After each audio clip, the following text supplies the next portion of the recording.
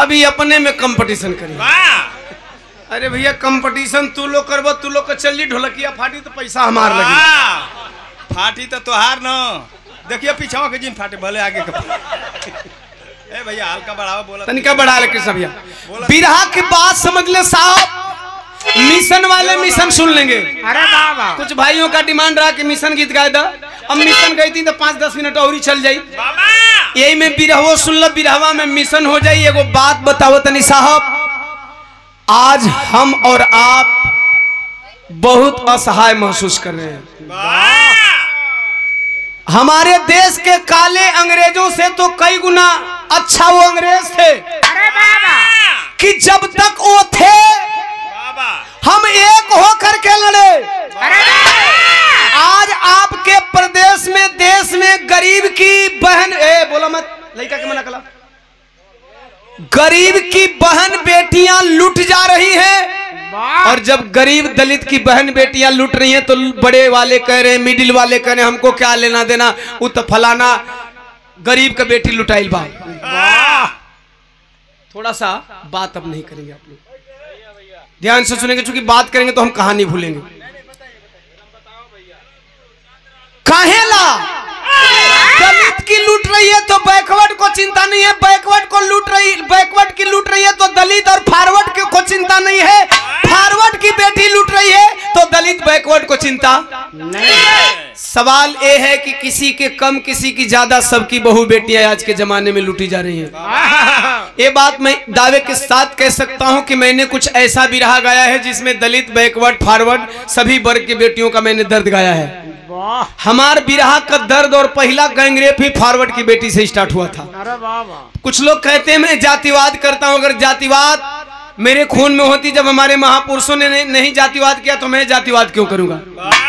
कुछ चंद लोग रुपये की लालच में करते होंगे जातिवाद, गाते होंगे जातिवादी गाना, लेकिन मैं तो हमेशा बहुजन समाज की बात करता हूं, भारतवासियों की बात करता हूं। अरे बाबा ध्यान देना, अंग्रेज इसी उत्तर प्रदेश में झांसी जिला के बगल में दीनापुर गांव, झांसी का नया कैप्टन जो बहुत अय्याश था, कैप्टन टेलर नियुक्त होता है। और अय्याशी का आलम यह था कि अगल बगल के किसी न किसी बिरादर की लड़की को कुछ लोगों को पैसा दे करके अपने कैंप में बुलवाता था, रात भर सोता था, सुबह दूध में पड़ी मक्खी की तरह निकाल करके फेंक देता था।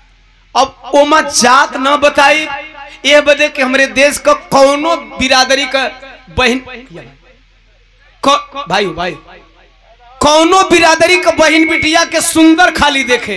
अरे बाबा और सुंदर बिरादरी में थोड़ी होली, सुंदर बहन बिटिया कोई का घरे जन्म ले ली हो। अब गौर करेंगे,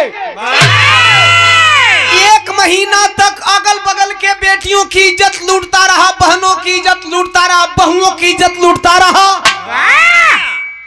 दिलावर के पता चलल, विधवा माई का एकलौता बेटवा कहलस आज उनकर बहन, कल उनकर बहन, परसों उनकर बहन, चौथा रोज इनकर बहन, तो पांचवा रोज हमार बहन। साहब आज के जमाने में ऐसा कोई सोच रहा है क्या? अगर आज के जमाने में लोग सोचना शुरू कर दें तो मैं दावे के साथ कह रहा हूं कि उन गोरों अंग्रेजों की तरह आज के काले अंग्रेजों को भी खैर नहीं। यही सोच गया, दिलावर की बहन नहीं लूटी थी, लेकिन सोच लिया बहन पे आंच आने से पहले ही अंग्रेज को खत्म कर दूंगा। भैया हो 2-4-10 साथियों की टोली बनाया, जहां जहां अंग्रेजवा कैंप लगावे तहवा तहवा उड़ा दे कैंपवा। अरे बाबा एक महीना एक और बीत गई, अंग्रेज एक को लड़किन के साथे रात में सुत ना पौलस। अब दिलावर का चर्चा पूरा गांव में, बा दिलावर, बा दिलावर, बा दीवाना, बा दिलावर, बा दीवाना, बा दिलावर, बा दिलावर, बा दिलावर, बा दिलावर। जैसे कि आप लोग हमेशा रहते हैं, अच्छा लगता है, तो वही तरह दिलावर दिलावर। और गांव में निकलल दिलावर, घूमत घूमत एक दिन अपनी मुहल्ला छोड़ के पहुंच गई पंडिताने में, जहर मुतवा छिड़का था। 30 रुपया बोतल मिला था। हम कुल टोला के बात नहीं है जहां छिटा।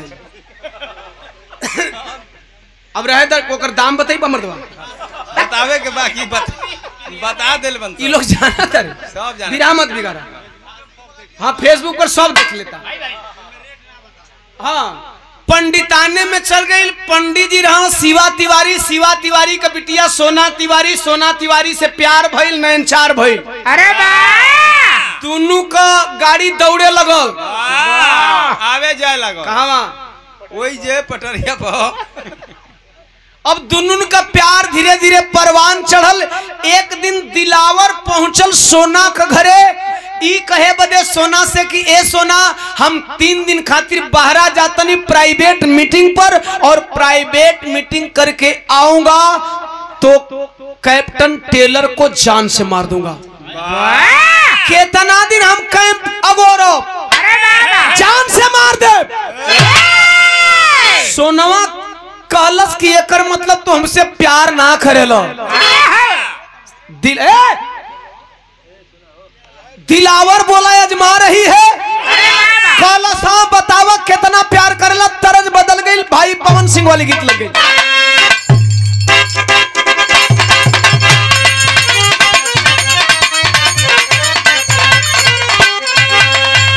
तरज है बा नाचे वाली कहतिया।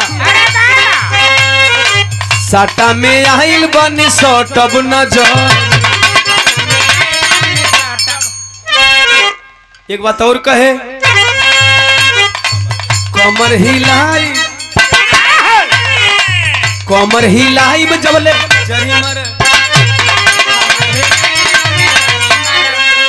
यही कहोगा तो सुन सुन, तोरे बाप के चली के हमरो चली। अरे खट्टी मीठी जवानी के,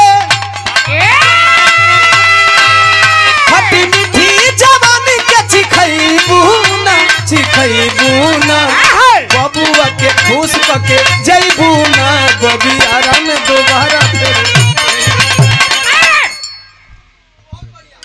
बहुत बढ़िया। अगर एहिजे का एक गीतिया के एहिजा का लड़का कहीं कहीं बबुआ के खुश करके जैबूना, बबी मऊ में दोबारा फिर अइबू।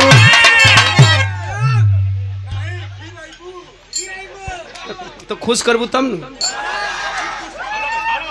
तो हम अबू लगत ही तो के। तो लड़की खातिर हम तो के अबू का थोड़ा भी संदेह हो तो कोनो दिक्कत ना, पैसा दे के बहने आके टो सकत हुआ। विराह का भाव सुनेंगे।